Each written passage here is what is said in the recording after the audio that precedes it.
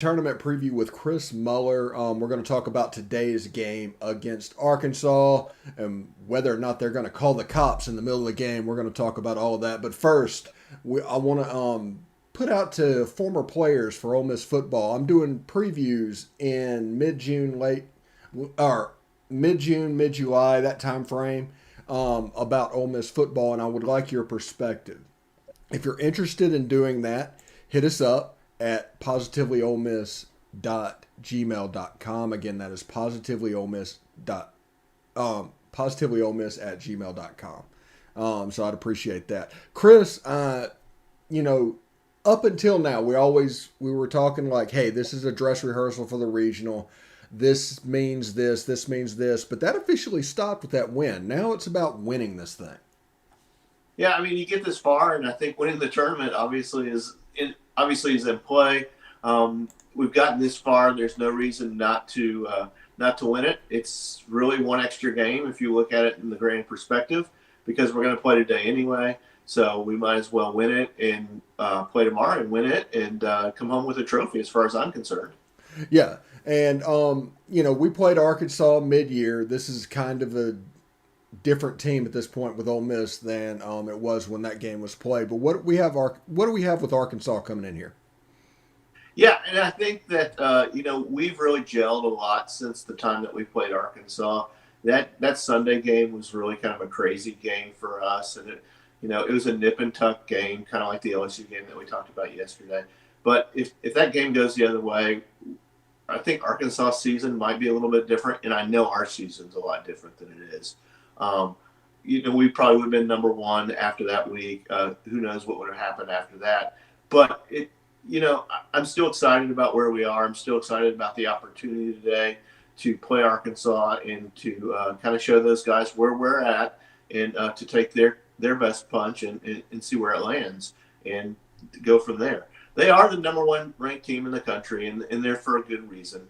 They've swept, not swept, but they've taken every SEC series that they've played. They went 22-8 in the conference, and overall they're 42-10. And that was obviously before the tournament started. So they've got a couple more wins since then.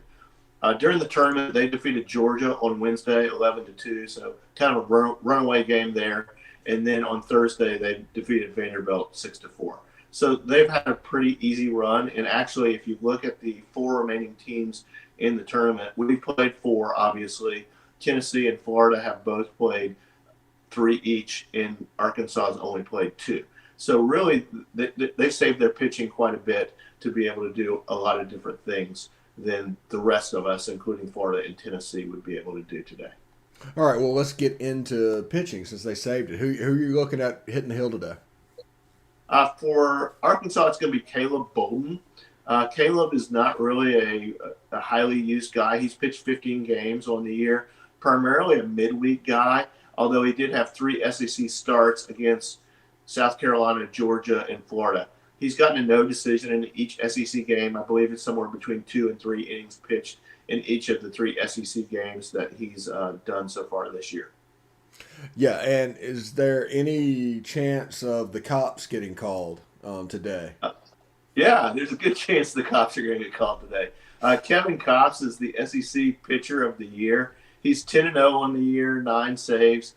He's an absolute shutdown pitcher, and if he gets into the game, as if those of us that stayed up late the other night and watched Arkansas and Vanderbilt, he shut Vanderbilt absolutely down and really didn't give them much of a chance. It looked like their batters were guessing on pitches and waving at pitches and all kinds of other stuff. But, he's earned that SEC Pitcher of the Year honor. He's got 102 strikeouts and 63 innings pitched. So really, when he gets in there, he's going to have people just dancing all over the place, swinging at pitches that they shouldn't. His batting average against is 151, so he's really limiting hits as well. So if the cops get called, I'm not going to say we're in trouble, but it's going to be an uphill battle for us. Usually Arkansas puts them in when they're up a run or two. And they did that in Oxford, I believe, on that Sunday game, if not any of the other games. So really, when Kevin Kopps gets in the game, it's Arkansas is really confident in his ability to shut it down. Yeah, and one thing that I've always noticed all season with Arkansas is how relentless their lineup is. They're always coming. There's no holes in this lineup. What do you see in this batting order? Yeah, if you think back to that game in Oxford on Sunday when they got out to the huge lead, and then we tied it, I believe, at 14, they that didn't bother them too much. It didn't seem like, and they came back and they put 4 runs on the board on top of the tie that we put on them, and so it was really, I'm not going to say deflating, but for us to come back and tie it at 14, we felt like we really had the momentum, and then they took it away from us with 4 runs of their own. From a lineup perspective, they can score, like I said, runs in bunches. They scored 11 runs in 2 innings on us in that Sunday game in Oxford. The two guys that I'm looking at from a hitting perspective are their second baseman, Robert Moore. He's hit 13 home runs and 46 RBIs on the year, and their center fielder, Christian Franklin. Franklin's got 12 home runs and 50 RBIs.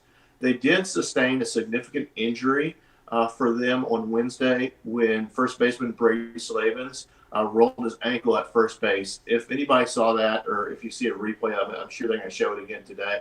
But it really, really looked ugly to me, and it really looked like he could have broken his ankle. Apparently he didn't, but he's out for the rest of the tournament for sure, and probably a week or two, if not 3 after that. The Arkansas websites are saying that he might be done for the season. It's a big loss for them. He contributed 13 home runs, had a 300 batting average, 60 hits, and a team leading 59 RBIs. So really, really a strong player that they lost in Slavens. All right, now the question that's on everybody's mind. We've waited 5 or 6 minutes to get to it, but the question that's on everybody's mind: who are the Rebels going to run out there? Yeah, Brad Henderson last night on Parrish Alford's Facebook page dropped the knowledge that Cody Adcock will be starting today. So Cody has 12 appearances, no record. He's got a 5.4 ERA, 2.2 walks and hits per innings pitched. He's only has 15 innings pitched. He's allowed 9 walks, 21 strikeouts. I expect a pretty short leash. I'm hopeful he's able to turn in a performance, though, like Tyler Myers did yesterday, and really give us are a we lot all? of things. Yeah. If he's able to do that or even come close to that, we're going to be in really good shape. So he has gone 2 innings or 6 outs in 3 different games. So he's got a little bit of length in him. But if he gets in any trouble, we're going to go to the pen. All right, what are we looking like in the pen? Where are we at in that? Yeah, in the pen, there's 3 guys that I've singled out that I think we can go to that haven't pitched yet this week. One of my favorite guys I've talked about on this show is Wes Burton. I just love Wes's energy and how his approach on the mound, how he psychs himself up and gets real fired up on the mound. So I'd love to see Wes get the opportunity to pitch today. I also expect Austin Miller to get out there and Mitch Morrell to get out there as well. All right. And anything else you would like to add? Yeah. The boys are never out of the fight. We've proven that time after time. You look at the Arkansas Sunday game, you look at the LSU Sunday game, they just don't give up. They're relentless and resilient. And so I'm really, really happy with where we are from an energy standpoint. I hope they, even if things don't turn out successful today, I hope they have fun out there. It's a game, and that's why we play it. I want everybody to cheer loud, either from Hoover or from your couch. I hope you get this one and play for a championship tomorrow. And to paraphrase Herm Edwards, a really great football coach, if you're going to play the game, you might as well win it. So that's my motto for today. Yeah, it's going to be a big game, and this baseball team, for better or for worse, has played to the level of their competition. So this is in this position, and we can deal with the championship game if we get there. But from this position, is probably a good thing it's Arkansas and not somebody like A&M or LSU down the list. Yeah, and the other good thing is that it's single elimination, so we don't have to beat Arkansas twice. All we have to do is beat them once, and absolutely, on any given day, any team can beat any other team in the SEC, as we've seen time after time this season. I can give you a number of examples. Missouri, Mississippi State would be a primary example of on any given day a team can beat anybody else. Yeah, and before we go, today's game is probably going to hold the most sway. Do you think Ole Miss has a chance with the 2 wins to play their way into a national seed? if we win today, I absolutely firmly believe that we are in a, a heated conversation for a national tournament seed. If we don't win today, we're probably in that 9-10 range, but I still think we're in the conversation. But if we win today, I think the guys in Indianapolis are going to have some talks about where they put us, whether it's on that 7-8 line or that 9-10 line. But obviously, I'm hoping for that 7-8 line.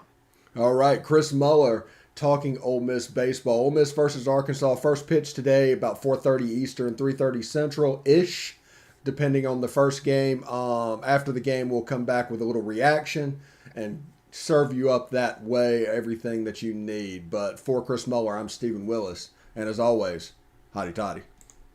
Howdy, toddy.